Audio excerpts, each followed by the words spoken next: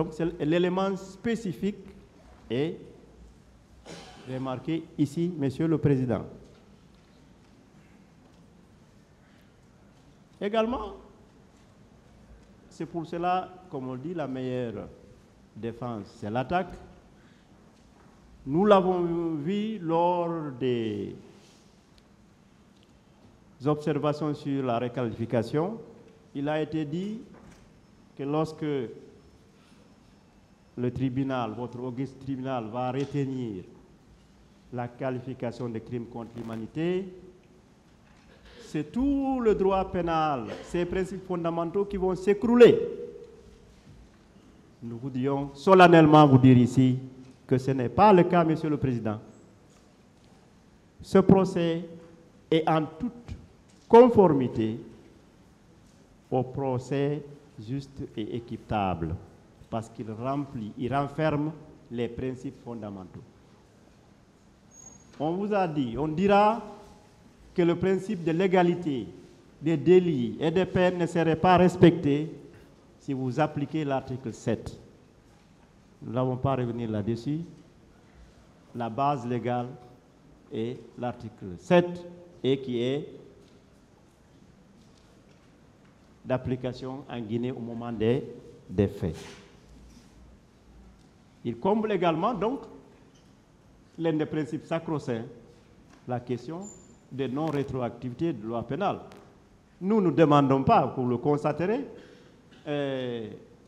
l'application pour ces faits précis, le Code pénal de 2016.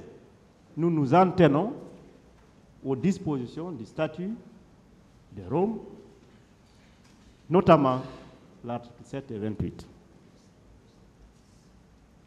Monsieur le Président, sur ce point donc de requalification, nous sollicitons encore, nous réitérons que vous puissiez retenir les accusés sous cet angle-là, puisque les faits sont imparables et imputables à eux. Ça me permet d'évoquer le point qui suit, qui est l'imputabilité sous le chef des responsabilités militaires et des supérieurs hiérarchiques. Sans m'y étendre, faisant partie du collectif de Maître Hamidou Bari, il en a largement évoqué.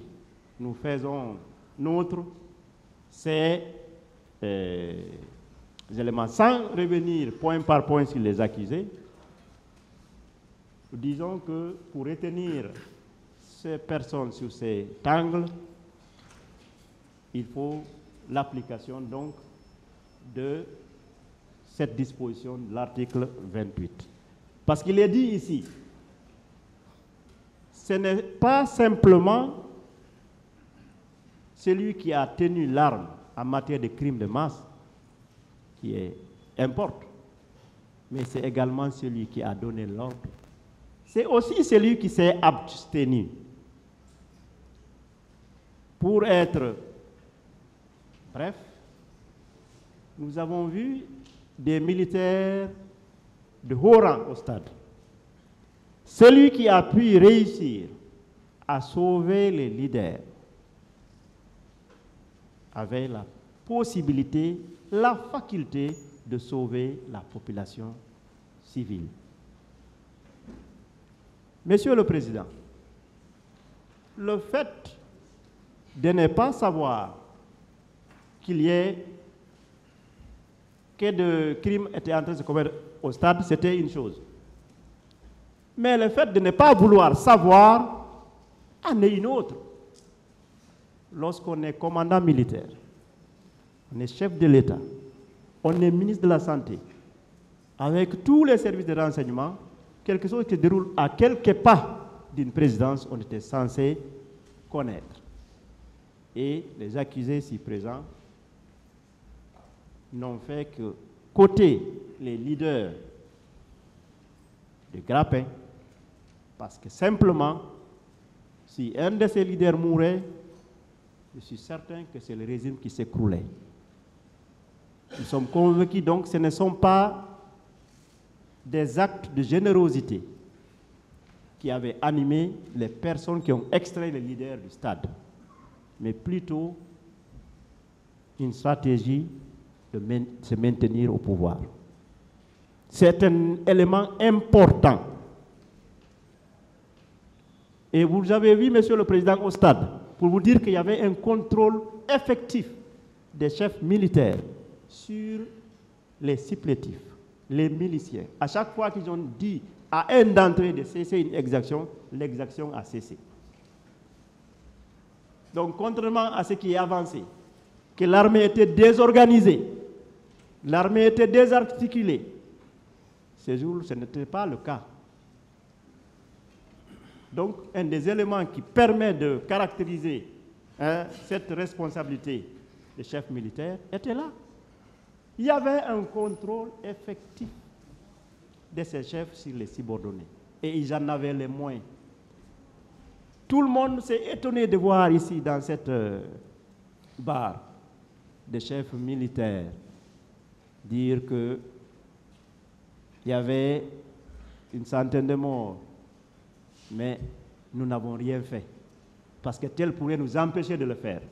Alors que le militaire, c'est pourquoi il bénéficie du plus grand respect. Ils ont déjà donné leur âme à la nation. Donc ce n'était que des stratagèmes. C'est pourquoi, Monsieur le Président, vous voudriez bien, votre tribunal voudra bien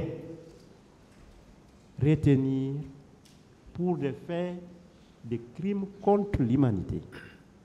En sus de ce venait de dire Maître Hamidou Bari et que dira certainement Maître Moumini Diallo, membre de notre collectif, le capitaine Marcel Guilabogui, le colonel Moussa Tchegoro Kamara, le commandant Aboubacar Sidiki Diakité, M. Cessé Raphaël Abba, Mamadou Aliou Keïta, capitaine Ibrahima Kamara Kalonzo, colonel Claude Pivi, colonel Abdoulaye Chérif Diaby, capitaine Moussa Dadis Kamara, colonel Blaise Goumou, M. Paul Mansa Guilabogui, dans les liens de la culpabilité par application de l'article 7 et 28, en sus des éléments déjà apportés par Maître Hamidou Bari.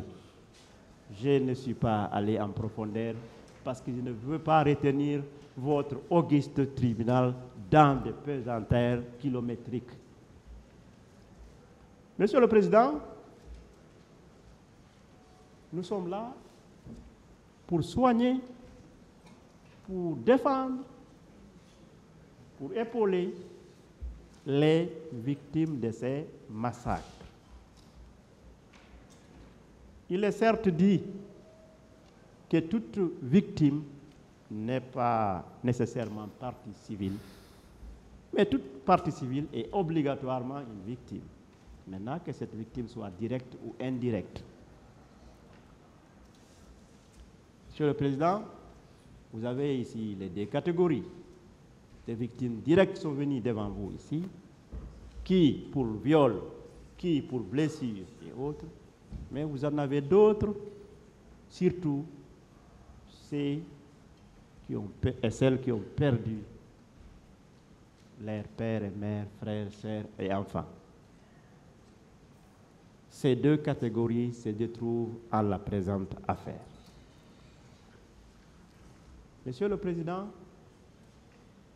à l'instruction, comme ici par devant vous, ces personnes se sont régulièrement constituées partie civile. Monsieur le Président, honorable assesseur, vous voudriez bien donc bien recevoir Mamadou Boboba, Ami Diop et plusieurs autres en leur constitution régulière de partie civile. Nous entamons le point concernant la nature des réparations sollicitées. Monsieur le Président, puisqu'il s'agit de crimes contre l'humanité, nous sollicitons qu'il y ait une réparation complète. Et qui dit réparation complète dit à la fois ces réparations de nature individuelle et collective.